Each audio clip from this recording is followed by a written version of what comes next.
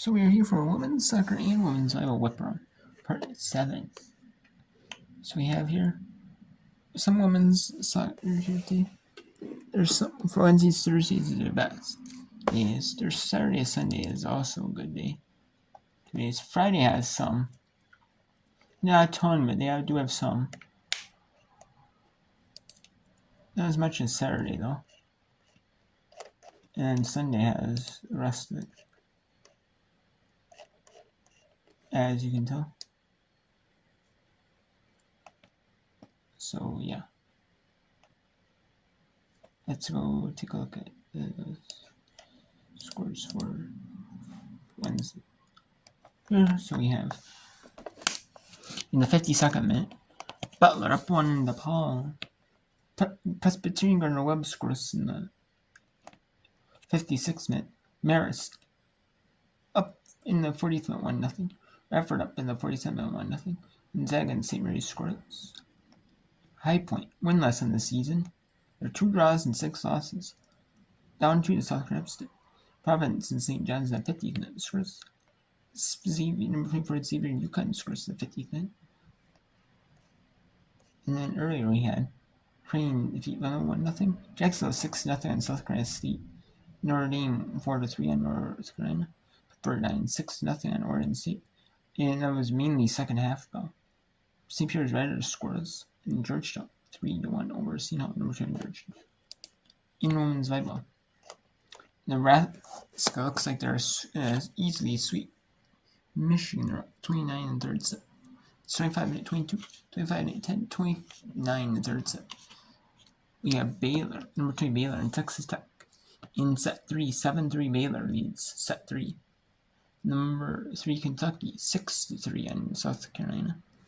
In third set on on ESPN2, number 13 Texas A&M down 2 to number 21 Missouri in the third set, 9-7. Texas A&M leads 2 sets to 0.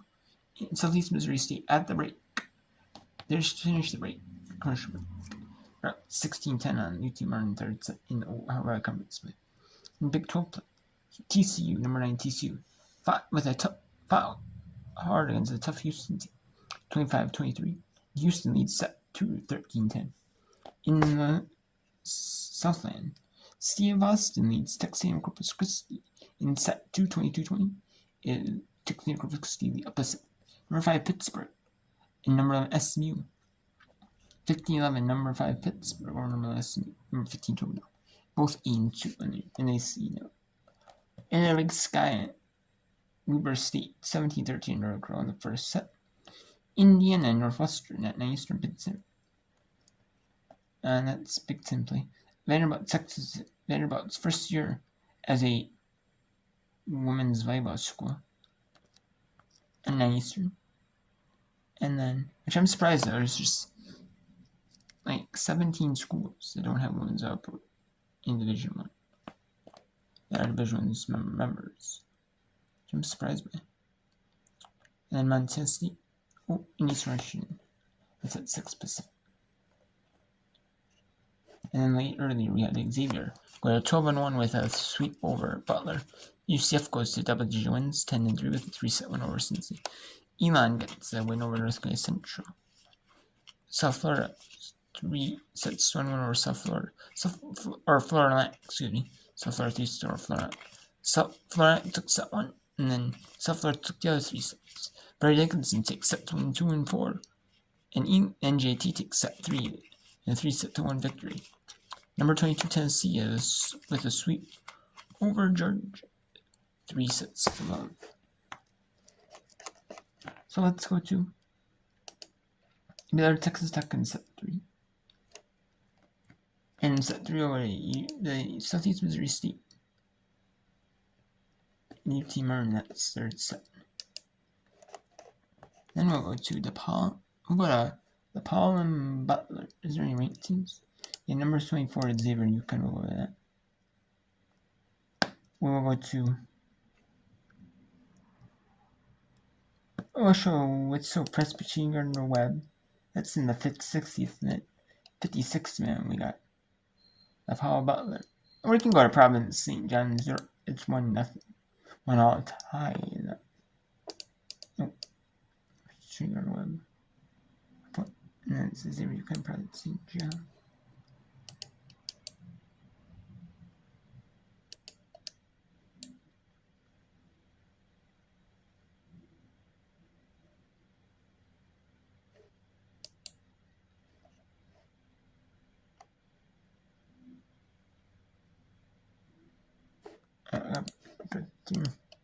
Garner web.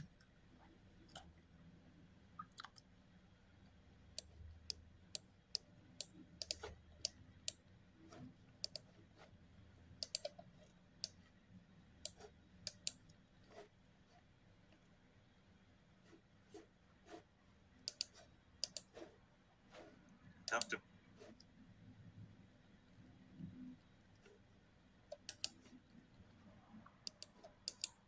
Fourth corner here for Providence.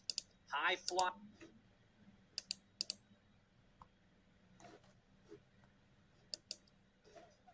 Roseanne.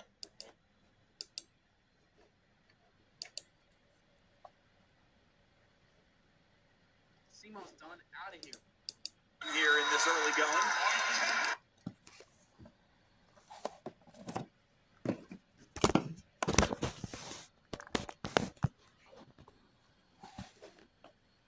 Alright, so we have recent victories. Or 3 set matches here. We're going to Southeast Missouri State at home in Ohio Valley Campus. They're a small school, but yet they have their own volleyball court. Now all the small schools have their own volleyball court, have their own little volleyball court. A lot of schools, even big schools, some bigger name schools, like Texas Tech, they have a volleyball on the basketball court, the basketball line, like high school. So even a lot of Division I schools play volleyball on the basketball court, on their basketball courts. A lot of schools do it in Division I. Like you see more at the smaller schools, like maybe Division II, Division III, more often. You know, like most high schools do it that way. A lot of, and there's some high schools that don't. You know, you need some that like their own athletic. Each sport has their own athletic centers.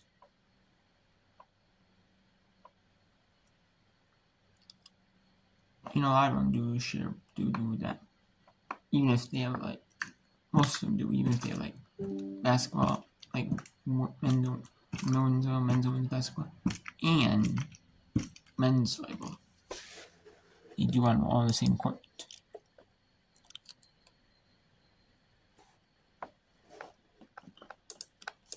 A dive there from Megan Holder, nonetheless, and UT Martin.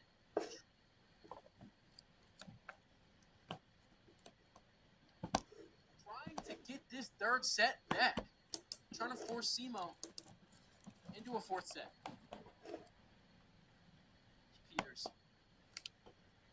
On. Holder to St. John. St. John, who's been absolutely working this.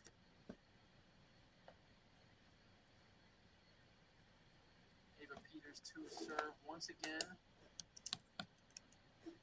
And that one goes just too far. You saw Lucy Art twitch. You saw her think about that one. And what a play there from number 2. Lets that one go in the back row. And Simo's up on the board again. Simo only 3 away from that 25-point mark. Laundry Blue coming back to serve. Blue's got 15 assists on the day so far, second to only Megan Holder. But Blue, nonetheless, having a great season. You see the Simo team kind of being one of those teams that runs a 6-2. We talked to head coach Jacqueline Wilson of UT Martin. This Simo team is rare for them. They don't see many teams run a 6-2, and they definitely don't see many teams run it as well as Simo does. So a very interesting matchup for UT Martin coming to this game, playing a new kind of Simo, a newly built Simo roster. And Maren Johnson gets the kill on that one. 23-16, Simo's way. 5-1 offense throughout the year, and now this year running that 6-2 We saw in this Missouri Invitational, they had a lineup where they had 3 libero/defensive players playing in the back row, and it's game point. It is game point. SEMO is up 24-16. We're here in the third set.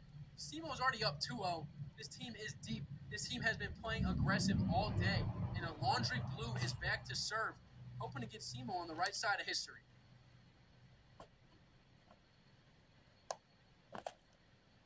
Peters sets it up for Surratt, but that one's going to go too far out of bounds.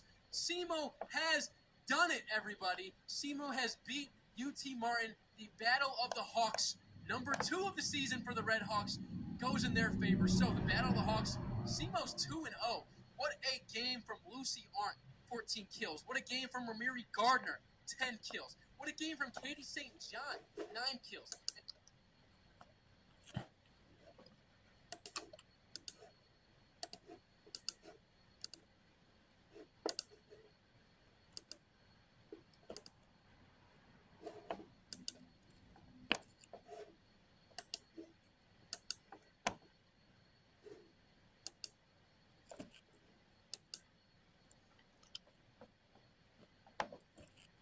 Let's go to Presbyterian at Gardner Webb. Here, this is in the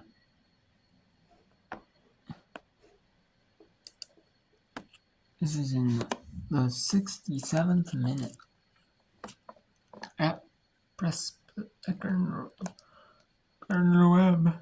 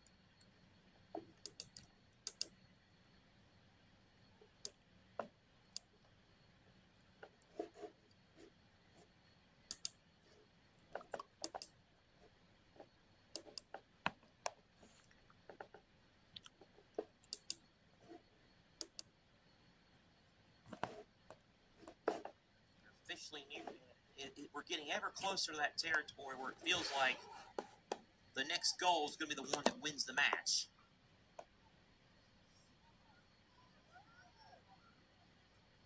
Here's Allie Williams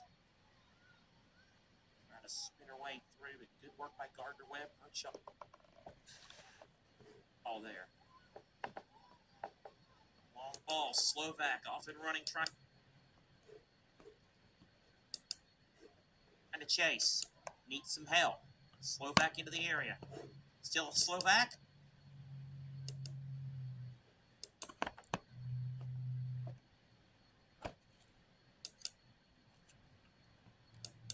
UConn goes from the frying pan to the fire, traveling down to Georgetown for a 5 o'clock tilt on Saturday. Yeah, and you know, this is theoretically the hardest part of the schedule for UConn. You jump right into it with back-to-back. That's a little bit beyond the outstretched leg of Regan Dancer. Georgetown a winner tonight, 3-1 over Seton Hall. That game has gone full time.